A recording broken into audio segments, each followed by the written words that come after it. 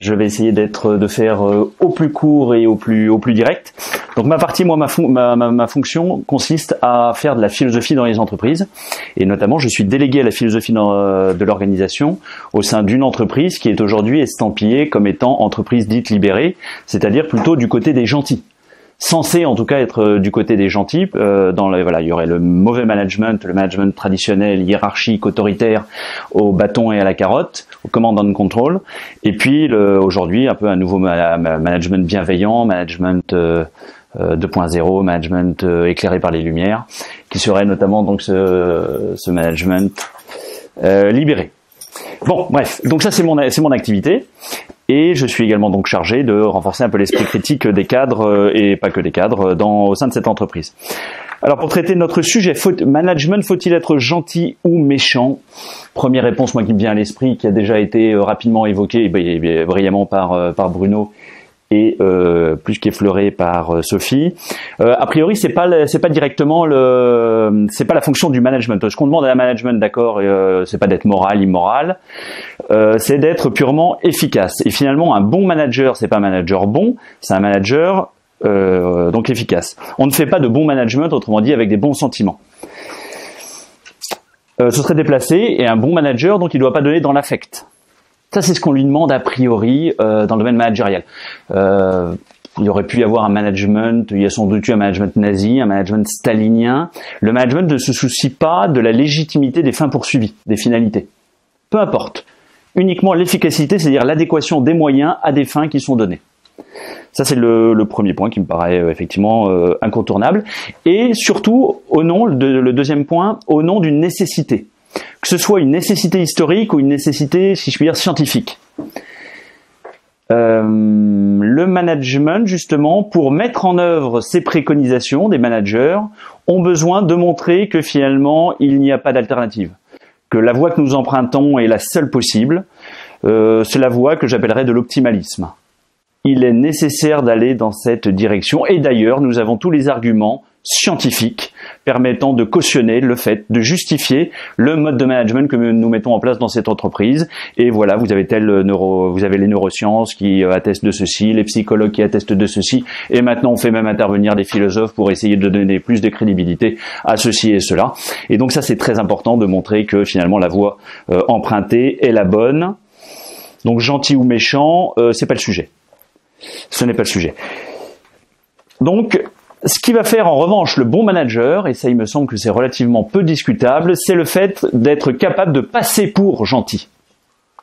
Quoi que l'on fasse, l'important c'est de parvenir à trouver les bonnes justifications, donc d'être suffisamment outillé en termes de sophistique pour parvenir à renverser un argument en un autre, ou quelle que soit la situation, c'est une fonction un petit peu politique, on pourrait dire, quelle que soit la situation, parvenir à montrer que finalement nous sommes au service du bien, et finalement tous ceux qui étaient dans l'histoire au service du mal n'ont-ils pas su avoir justement une telle efficacité grâce à leur capacité à montrer qu'en fait ils étaient au service du bien. Que ce soit la pureté de la race, que ce soit les lois de l'histoire qu'ils prétendaient accomplir, etc. Là, les lois du marché, au nom des lois du marché, de la scientificité des lois du marché, que ne ferait-on pas? Et finalement, un bon manager, c'est celui qui est capable de pas faire, on va dire, de détails, qui est capable de pas faire d'affect dans l'accomplissement de son devoir économique. Et il n'est pas forcément simple toujours de faire abstraction de toute considération morale dans la vraie vie. Et c'est pour ça, c'est la raison pour laquelle c'est un métier qui doit être réservé à des professionnels. En revanche, donc certes, il faut être fort mentalement pour accomplir son devoir économique qui parfois exige de nous de casser des œufs pour faire l'omelette. Mais qu'est-ce que je voulais dire? Donc il faut être fort. Mais néanmoins, c'est pour la bonne cause, parce que la bonne cause, c'est un optimum économique en lequel on croit. Donc il faut avoir cette foi. Mais en revanche, voilà, c'était ce que je voulais redire en fait. Et il faut être capable de présenter les choses sous un jour moral quand même, de montrer que tout ça finalement c'est éthique et on poursuit le bien de la planète.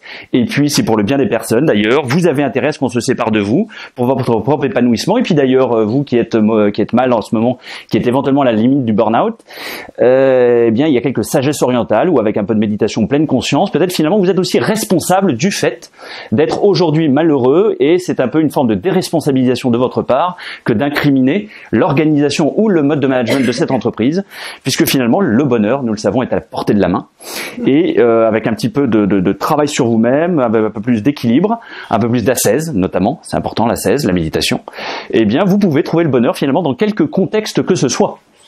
Et donc c'est pas très gentil de votre part pour le coup d'incriminer l'organisation dans laquelle vous êtes, puisque le méchant, donc ça vous désigne vous-même comme étant le méchant. Vous n'êtes pas capable d'assurer par vous-même votre propre bonheur. Bref, donc pour survivre dans un certain nombre d'environnements managériaux, il faut être capable de passer pour gentil. Ça c'est quand même très important. Et un grand patron, un bon patron, c'est-à-dire un grand patron, c'est quelqu'un qui est capable de faire la promotion de son entreprise à l'extérieur et de montrer qu'elle poursuit des idéaux élevés qui sont, et il se trouve que voilà, les intérêts particuliers qu'il poursuit se trouvent être concomitants, concourants avec l'intérêt général poursuivi par tout le monde. Et ça c'est important en termes d'habileté oratoire, et je le constate au quotidien.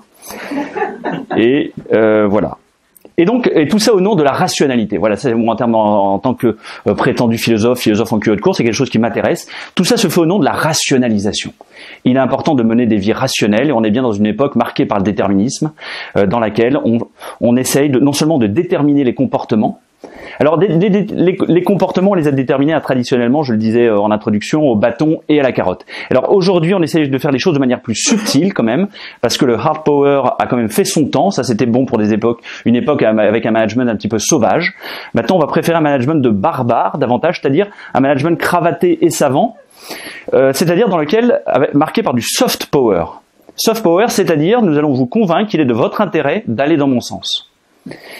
Et si vous n'avez pas bien compris, on peut vous réexpliquer. Et donc le management bienveillant, dans un certain nombre en tout cas d'organisations, la plupart en tout cas de celles que je connais, y compris celles qui se revendiquent aujourd'hui, vous voyez, de management dit libéré et ou bienveillant, il s'agit d'être plus gentil, je le disais tout à l'heure, et donc il est plus, on peut en tout cas l'interpréter de telle manière, et des sociologues du travail l'interprètent très sérieusement en ce sens-là, le fait de penser qu'il est plus rationnel encore, donc plus économe à terme, en fait plus rationnel, là il faut entendre plus économe, de faire prendre conscience aux gens qu'en fonctionnant de manière autonome, c'est à la fois leur intérêt, c'est celui de l'organisation parce que ça permet d'économiser, de faire de l'économie de coûts de structure, d'économiser des strates managériales et d'économiser des fonctions support, et que donc au final tout le monde s'y retrouve. Vous êtes plus responsable, vous êtes plus autonome, l'organisation est plus efficiente économiquement parce qu'elle a un meilleur ratio productif sur improductif,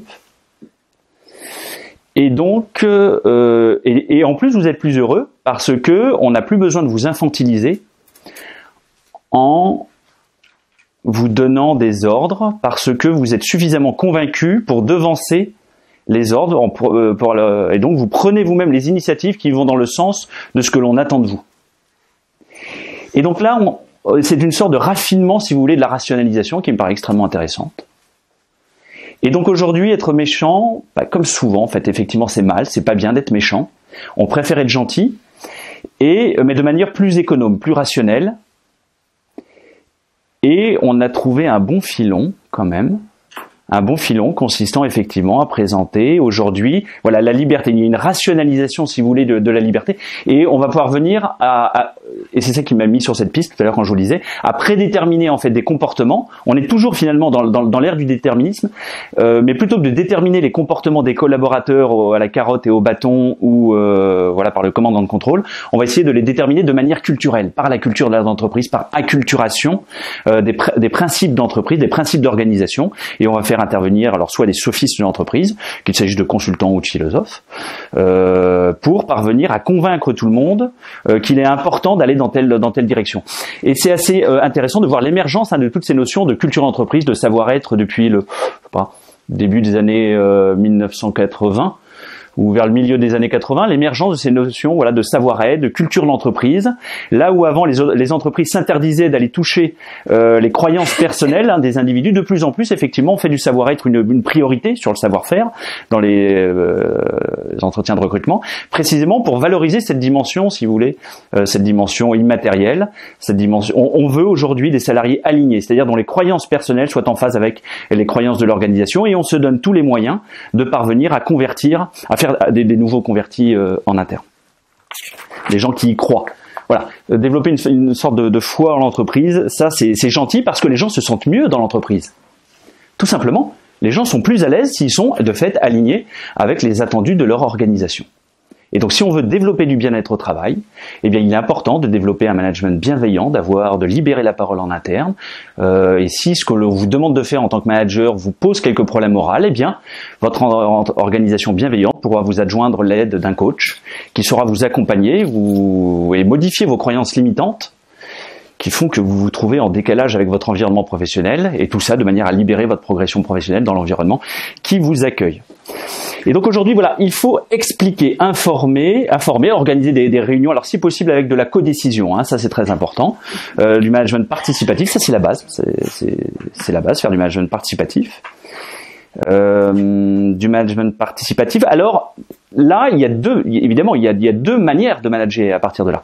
Il y a soit effectivement, on peut concevoir le management, si vous voulez, alors ce que je considérerais comme la bonne manière, à savoir effectivement le manager en tant qu'organisateur d'une volonté collective qui émergerait, si vous voulez. On fait des ateliers d'intelligence collective, on fait en sorte que tout le monde discute et débatte si possible, pas simplement discute, mais débatte de tous les sujets.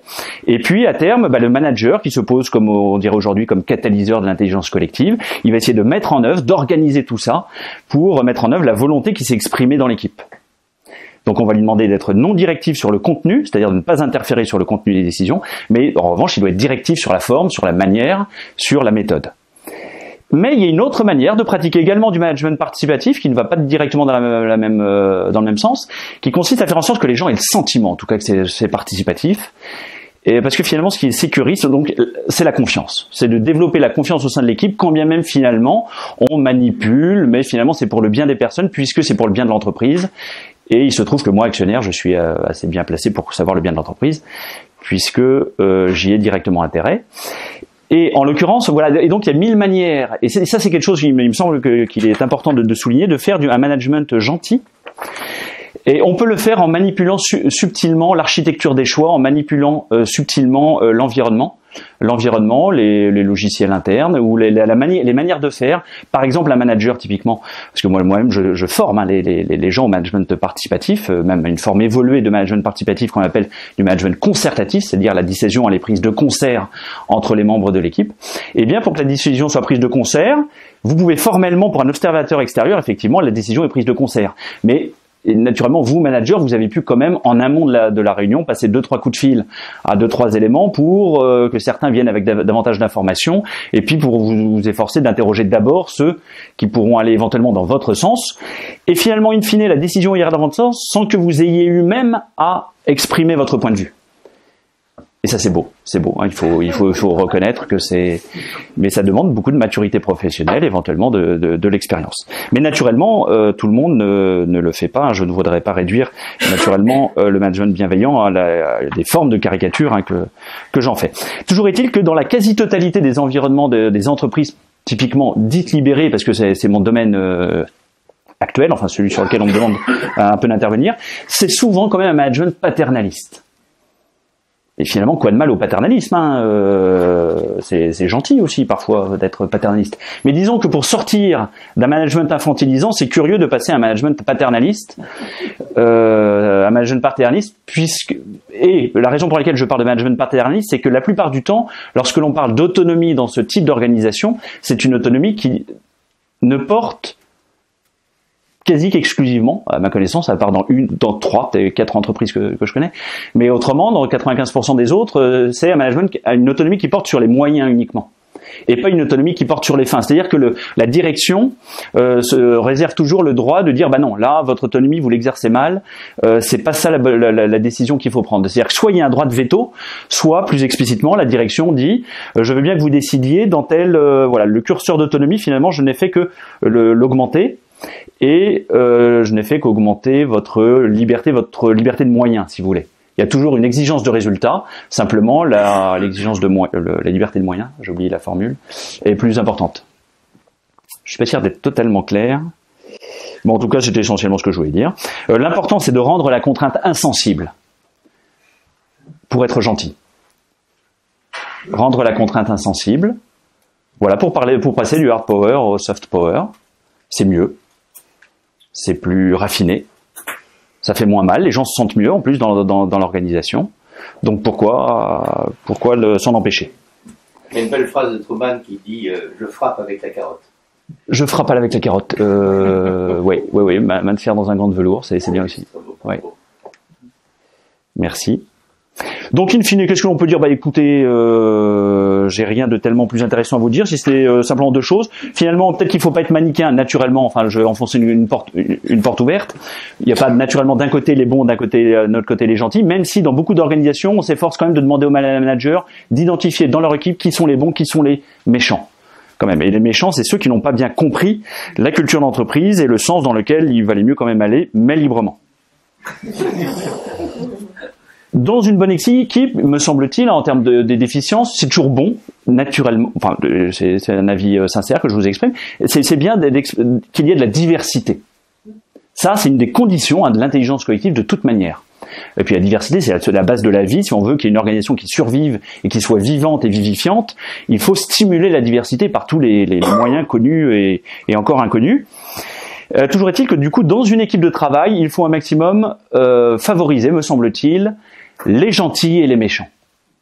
Une équipe qui serait uniquement composée de gentils au sens un petit peu trivial où on l'entend, il y a des chances qu'elle aille dans le mur. Peut-être faut-il quelques esprits quand même un petit peu pervers ou un petit peu pour temporiser, si vous voulez, pour faire un équilibre, hein, tout simplement.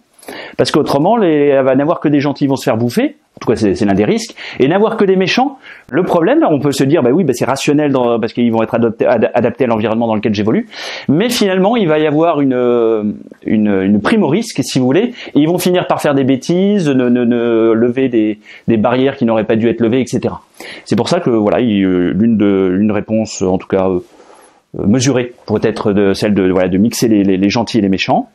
Et voilà. Et en conclusion, c'est ce petit paradoxe philosophique qui me fait plaisir.